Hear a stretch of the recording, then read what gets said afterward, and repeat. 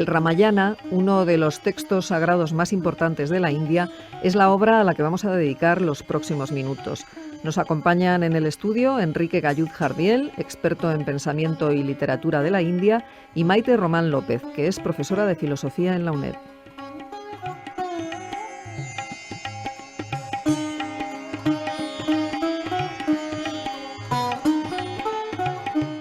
Los dos grupos más importantes de tradiciones literarias hindúes los forman por una parte los poemas épicos Mahabharata y Ramayana y por otra los Purana. El Ramayana o Gesta de Rama es una de las grandes epopeyas de la India. Consta de 24.000 estrofas distribuidas en 7 libros. Su composición se suele situar hacia el siglo IV de nuestra era y es atribuida tradicionalmente a Valmiki. El poema se refiere básicamente a las aventuras de Rama y su esposa Sita, que es raptada por Ravana, rey diablo de Sri Lanka.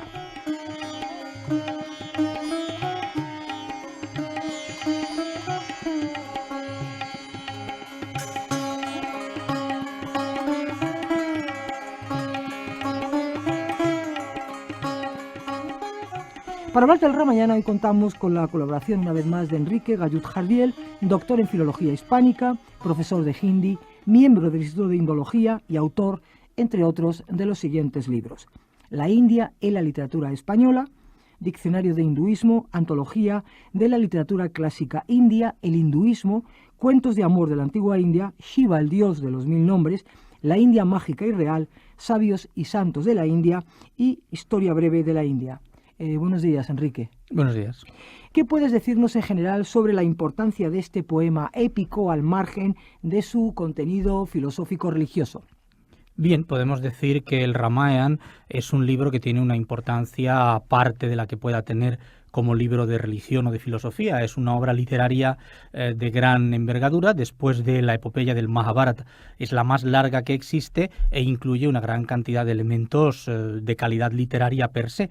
Pero aparte de esto, el interés que puede tener es que en ella se incluyen gran cantidad de elementos que hacen que sirva como una especie de enciclopedia de la India antigua, puesto que aparte de la trama argumental y aparte, por supuesto, de la belleza estética que pueda tener el texto de por sí, incluye una gran cantidad de información sobre cómo era la vida en aquella época, cuáles eran los códigos de conducta e incluso, en forma de interpolaciones, pues hay lo que podríamos denominar tratados científicos. Para poner un ejemplo, si en un momento se narra que uno de los príncipes de un reino está adiestrándose en el manejo de las armas, como es lo que corresponde a su calidad de guerrero, pues se describe a su maestro arquero que le está enseñando cómo manejar el arco y se incluye como una interpolación en el texto narrativo un pequeño tratado de arquería en donde se dan datos específicos sobre cómo tiene que ser el arco, cómo debe de cogerse, cuánto debe pesar, qué longitud debe tener la cuerda, qué actitud mental y física hay que tener a la hora de disparar la flecha, y se establece un pequeño libro, podríamos decir científico, sobre la ciencia de la arquería. Con esto, evidentemente, la narración se retrasa, pero se está incluyendo una gran cantidad de material informativo y de aprendizaje, de manera que la gente que escuchaba este poema o lo leía aprendía, junto con las virtudes morales que pudieran deducirse del comportamiento de sus personajes, pues una serie de elementos científicos y técnicos.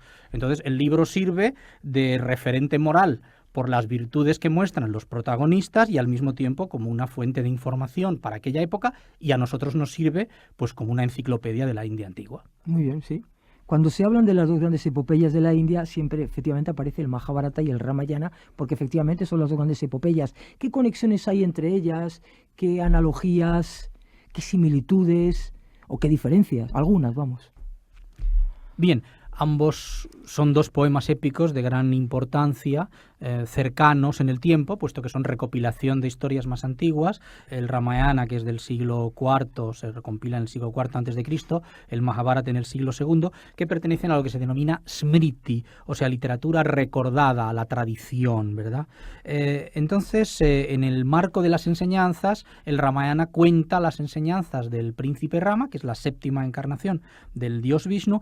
El Mahabharata contaría las enseñanzas de Krishna, que sería la octava encarnación. tradición. Aunque el Mahabharata es un libro mucho más amplio e incluye una historia mucho más complicada, lo que hace es que supera al Ramayana en un tipo de enseñanzas. Las enseñanzas que da Krishna están más evolucionadas que simplemente las enseñanzas que nos da Rama. Rama es el prototipo del deber y Krishna es la persona que ya ha superado ese estadio y puede permitirse otro tipo de cosas.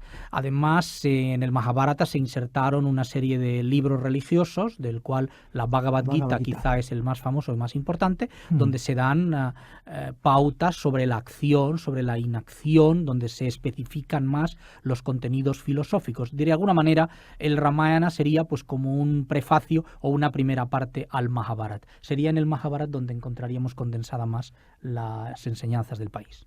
El Ramayana, es la historia del rey heroico que se transforma en divinidad. En los últimos libros del poema se refiere a Rama como la séptima encarnación o el séptimo avatar del dios Vishnu, una de las grandes deidades de la denominada Trimurti o Trinidad India.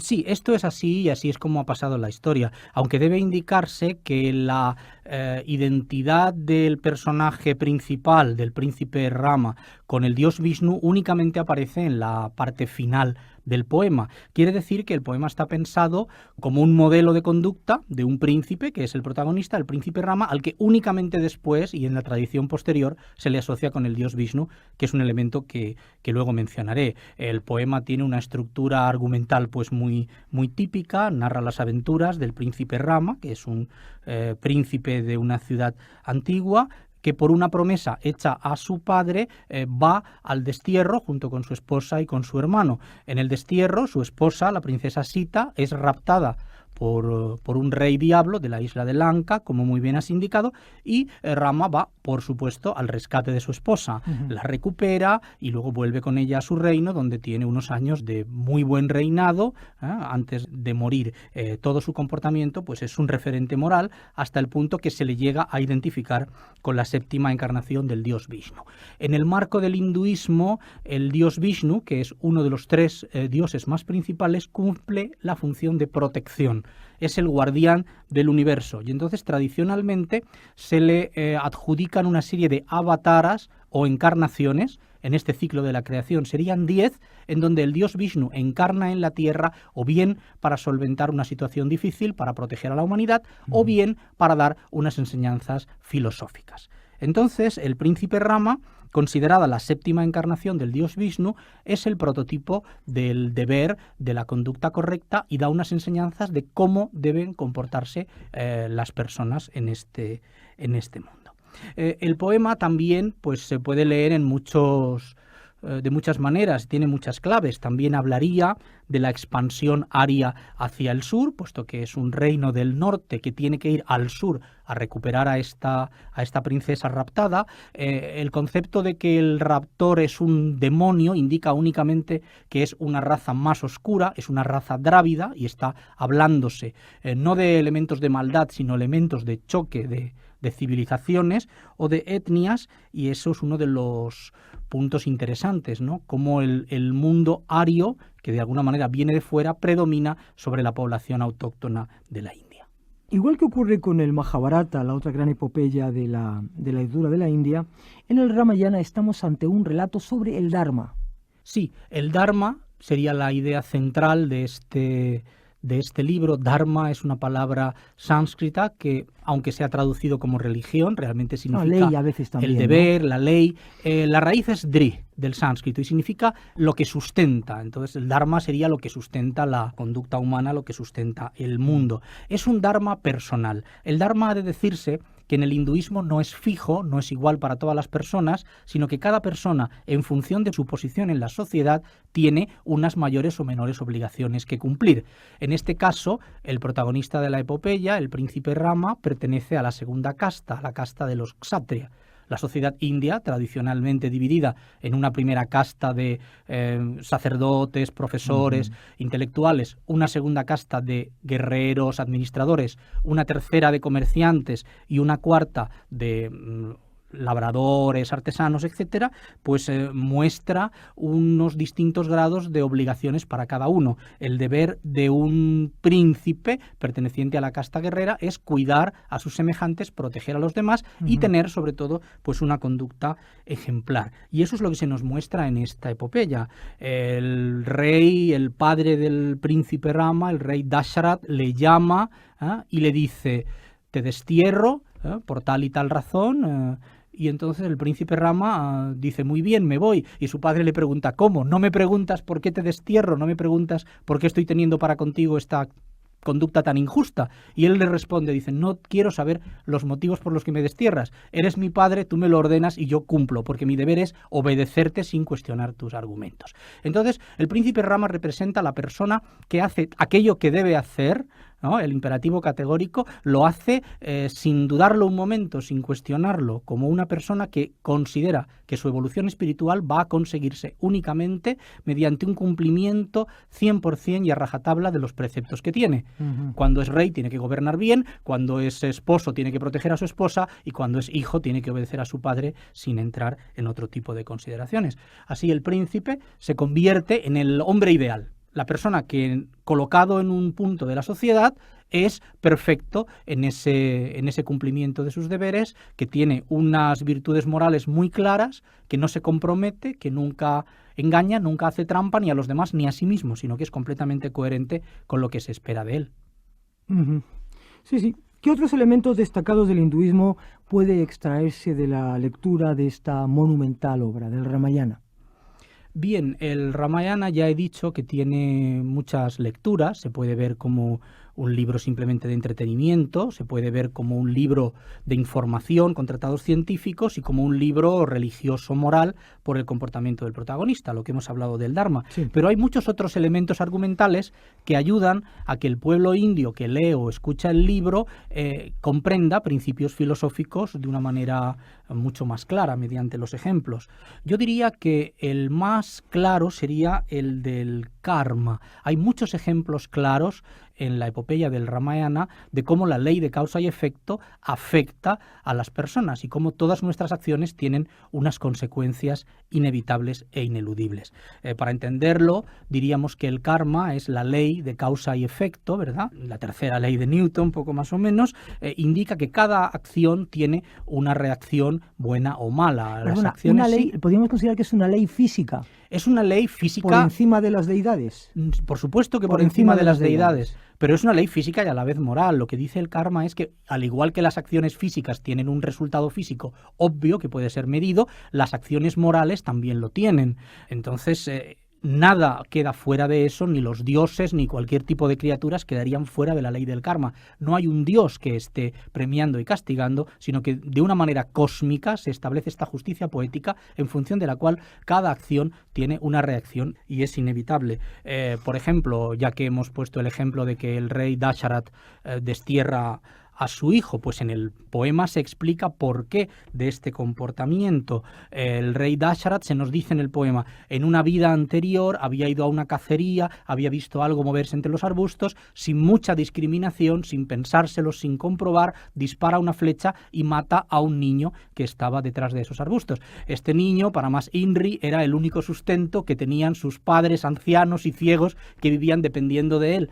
Y entonces la madre ciega, al ver lo que ha hecho el rey, le dice: pues igual que yo he perdido a mi hijo en esta vida, tú en la próxima vida perderás a tu hijo. En la siguiente vida, el rey Dasharat hace una promesa a su segunda mujer de que le concederá lo que quiera, y entonces su segunda mujer le pide que Rama, que es hijo de su primera mujer, no reine, sino que sea desterrado al bosque, y el rey tiene que cumplir esto porque ha dado su palabra. Después de desterrar a Rama, muere de dolor y se ve privado de su hijo. Cuando en su vida anterior el rey le dice a la anciana: yo no quería matar a tu hijo, ha sido un accidente, la otra le dice: lo has hecho, tus intenciones eran iguales, es un acto por el que no puedes dejar de pagar un precio. Entonces, ejemplos como estos se podrían citar miles. En cada momento se nos están diciendo: no existe la inacción no es posible, la neutralidad no es posible, hagas algo o dejes de hacerlo, estás provocando unas fuerzas que van a llevar a un cambio en el universo y van a llevar a una carga kármica en ti. Vas a mejorar tus posibilidades de futuro o las vas a empeorar según lo que hagas. Pero claro, están los elementos volitivos, lógicamente están en un primer plano, claro. Si la persona no es consciente o no se da cuenta, ¿eso cómo se resuelve en el hinduismo? Si la persona no es consciente de que sus acciones están generando Claro, es muy difícil unas contrapartidas decir negativas específicamente cómo funciona, puesto que los hindúes lo único que hacen es especular con esta teoría de la causa y el efecto como una teoría que explica cosas que otras no lo hacen, ¿verdad? O que es más justa que un dios caprichoso que te premia o te castiga a voluntad. Lo que se está diciendo, evidentemente, cuanta más volición hay, pues más carga kármica, buena o mala hay, según lo que hayas hecho. Pero no puedes decir yo no tengo nada que ver con este resultado, con el resultado de mis acciones. Los hindúes, ya digo, son muy conscientes de que en cada momento de su vida están haciendo unas acciones o no haciendo unas acciones, lo cual va a tener una repercusión sobre su vida a continuación. Otro punto que podría deducirse dentro de esta misma cuestión, de esta misma pregunta, sería el bhakti, la devoción. Existe un personaje que luego ha tenido mucho predicamento en el mundo indio, que es el dios mono Hanuman, es el sirviente ideal, es una persona completamente devota del príncipe Rama, que ha sabido ver, por decirlo así, la naturaleza divina de Rama, ha sabido ver que es una encarnación de Dios y que tiene una devoción completa por él, que se somete a su voluntad, que le ayuda, que le sirve, que va con él para demostrar cómo el hombre puede ponerse en contacto con lo divino, que no está lejos, sino que está ahí presente al lado nuestro y podemos encontrarlo en cualquier compañero de viaje que tengamos, ¿no? Como es el caso. Podríamos buscar todo tipo de parangones y en la epopeya están en forma de parábolas o en forma de narraciones todos los principios filosóficos que integran el hinduismo. Quizá el texto que mejor retrata a la mujer ideal de casta alta sea el Ramayana. Sita es la mujer hindú ideal, cumpliendo con su deber de mujer al pie de la letra, pero que mantiene la compostura y un grado de autonomía e identidad frente a su esposo Rama. Sí, es interesante decir que en el marco del hinduismo el principio femenino tiene la misma importancia que el masculino. O dicho de otra manera, cuando hablamos desde un punto de vista mitológico, las diosas no están en absoluto supeditadas a los dioses, sino que tienen la misma importancia simbólica. Las diosas en el hinduismo son la Shakti, son la energía, seríamos la parte activa del universo, lo que es la naturaleza, y son representación de esa energía en movimiento que integra el universo que conocemos, de la misma manera que el principio masculino pasivo e inactivo representaría el pensamiento abstracto o aquello que está inmanente y que todavía no se ha manifestado.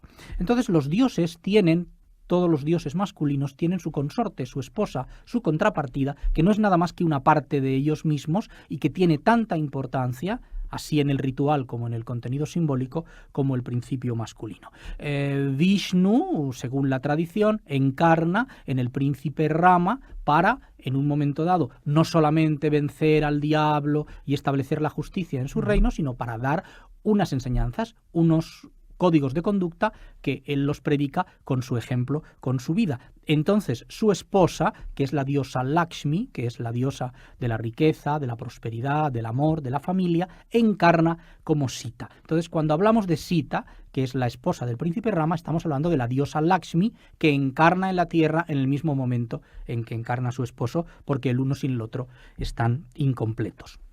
El papel de Sita en la epopeya, pues evidentemente es muy loable. Cuando su esposo es desterrado, ella por supuesto le acompaña, va al bosque con él durante 14 años, es objeto del rapto por parte del rey Ravan, el rey demonio de la isla de Lanka, que quiere seducirla. Ella por supuesto se resiste y es tanta la fuerza de su espíritu, por decirlo así, y de su pureza marital, que ni siquiera el demonio es capaz de intentar nada contra ella, sino que ella se mantiene completamente pura, completamente casta. Cuando el rey intenta forzarla, ella hace surgir en torno a sí pues una energía en forma de fuego que la protege. Estamos hablando de la fuerza de lo femenino. Sin embargo, cuando después de ser rescatada por su esposo, alguna gente pone en duda su pureza, pensando que esta mujer ha estado unos años en poder de un demonio y no sabemos lo que puede haber pasado, el príncipe Rama tiene obligación, por de alguna manera, de repudiarla, diciendo: la mujer del César no solo tiene que ser serlo, correctas, sino sino tiene que parecerlo. parecerlo y no puede andar en lenguas de la gente. Entonces ella de nuevo intenta inmolarse, dice, no puedo vivir una vida en donde no sea plenamente respetada como mujer, hace surgir unas fuerzas de fuego, se arroja al fuego para inmolarse y el mismo Agni, el dios del fuego, la saca del fuego incólume y le dice al príncipe Rama, aquí tienes a tu mujer, es completamente pura, no tienes ningún motivo para dudar de ella. Entonces el papel de Perdona, ella... sin embargo, él es duda muy... en un primer momento. No, por lo él no tanto, duda, quizá, él no duda. o casi. Él no duda. Lo que pasa es que el momento en que él, rescatada a su mujer, vuelve al reino, reina y oye que es la mujer de un lavandero, quiere decir, es la opinión de una persona del pueblo que dice, esta reina no sabemos lo que puede haber pasado, se cree en la obligación de hacerlo porque no puede permitir tener a su lado una mujer que esté en entredicho. Ya. Él no duda, pero tiene, como rey que es, que tomar esta actitud. Entonces, cuando la repudia, ella vive en el bosque separada de su marido, da a luz a 2 hijos en el bosque y se establece pues como una especie de enfrentamiento, ¿verdad? Puesto que ella, desde su punto de vista, tiene razón, ha sido injustamente acusada. Entonces, es muy curioso ver, como estamos hablando por un lado de que el comportamiento de Rama es perfecto, es virtuoso y es ejemplar, y al mismo lado se supone que está haciendo una injusticia con su mujer, pero es lo que tiene que hacer como rey que es. Evidentemente, al final de la epopeya todo esto se resuelve, pero lo que se está poniendo de manifiesto es que el principio femenino es tan fuerte como el masculino que la mujer puede llegar incluso a oponerse con su energía al mismo Dios encarnado que actúe en la tierra. Sí, lo has explicado muy bien con la idea de la Trimurti, claro. Al tener, digamos, sus respectivas consortes, que en definitiva son energías, o la otra cara de la deidad, que en el caso de, efectivamente, Brahma, Sarabhasti, Lakshmi y Parvati, ¿no? Las 3 grandes energías de esas deidades masculinas, lo cual es muy interesante. A mí, sí, lo que los hindúes nunca pierden de vista es que no estamos hablando de dioses distintos, sino que en último extremo todos son representaciones iconográficas y mitológicas del mismo principio fundamental, de ese mismo ser, ese mismo absoluto, el Brahman, como lo llaman los hindúes, que es todo y todo lo que es, ¿no? Fuera del cual nada hay, y que uno elige como objeto de su culto a un dios o a una diosa o a otro distinto simplemente por motivos estéticos, porque le gusten más sus mitos, no porque signifique otra cosa. Que en el lenguaje corriente a veces aparece escrito, se equivocan estos términos, porque Brahman es esa idea del absoluto, esa idea de la no dualidad, etcétera, perfectamente potenciada en el hinduismo, y Brahma es una deidad, una de las deidades de la Trimurti, ¿no? Sí, es una deidad concreta, como podían ser otras muchas, pero que no es en absoluto nada distinto. Sí. Una de las adaptaciones más conocidas del Ramayana es la de Tulsídas en lengua hindi. ¿En qué otros textos y géneros se ha recreado esta epopeya? Bien, la verdad es que el Ramayana ha sido una fuente de una gran cantidad de literatura de todo tipo. Bien es verdad que la epopeya en hindi de Tulsídas, que es del siglo XVI, pues es la más famosa, quizá por ser la más fácil de leer, en contraposición con la original de Valmiki, que está en sánscrito, ¿verdad? Sin embargo, ha habido gran cantidad de literatura de todo tipo basado en esto. Entonces la historia se ha ido completando, a semejanza, por ejemplo, de lo que ha pasado con la figura del Cid, que tiene no solamente el cantar del Cid, sino muchos otros romances de otros momentos de su vida, unidos los cuales se forma una visión panorámica de su vida. Pues lo mismo sucede con esta epopeya, que en otras obras literarias, influidas por ella, pues ha ido completando la imagen. Esta epopeya pues se ha utilizado, por supuesto, en obras narrativas, en poemas, y ha pasado al teatro. La mayor parte del teatro clásico indio, no la mayor parte, pero sí una parte sustancial, está basada en historias pequeñas, en historias colaterales de la historia principal del Ramayana. No solo esto, sino que, por ejemplo, existe también un teatro popular, el Ramlila, que son representaciones que se hacen en los pueblos por aficionados, a semejanza de lo que, por ejemplo, la Pasión, ¿verdad?, como tenemos en España, durante 3 o 4 días se representa todo el Ramayana en los pueblos. O el baile clásico de la India, generalmente las piezas están basadas en historias del Ramayana, se actúa con sus gestos. También esto ha pasado al cine, ya en el siglo XX, hay todo un subgénero de cine religioso en donde la gente entra en contacto directamente con estas historias, y ha habido, pues en el año 1987, hubo una serie televisiva sobre el Ramayana de 1 hora de duración semanal durante varios años, que batió todos los récords y consiguió que la India, con toda su población, dejase las calles vacías porque todo el mundo se agrupaba al televisor para ver esta serie en directo. Claro. ¿Tiene validez hoy en día este texto? ¿Crees que puede enseñarnos algo o puede enseñar algo al mundo actual? Yo creo que sí, puesto que aparte de la ambientación clásica, pues estamos hablando de unos temas universales. Estamos hablando de unos personajes simbólicos y estamos hablando de unos modelos de conducta muy claros. Cómo ha de comportarse el padre, cómo ha de comportarse el hijo, cómo ha de comportarse el gobernante o cómo ha de comportarse el sirviente o cómo ha de comportarse cualquier persona ante unas situaciones determinadas. Estos valores no se pierden y entonces el conocimiento del Ramayana es muy profundo en la gente de la India. A los que no lo leen lo escuchan en forma de narraciones o han accedido a él a través de otras fuentes como las ya mencionadas. Hay una gran perduración lingüística, la gente memoriza fragmentos, conoce de memoria fragmentos del Ramayana, y en la lengua coloquial de todos los días hay unas referencias mitológicas continuas.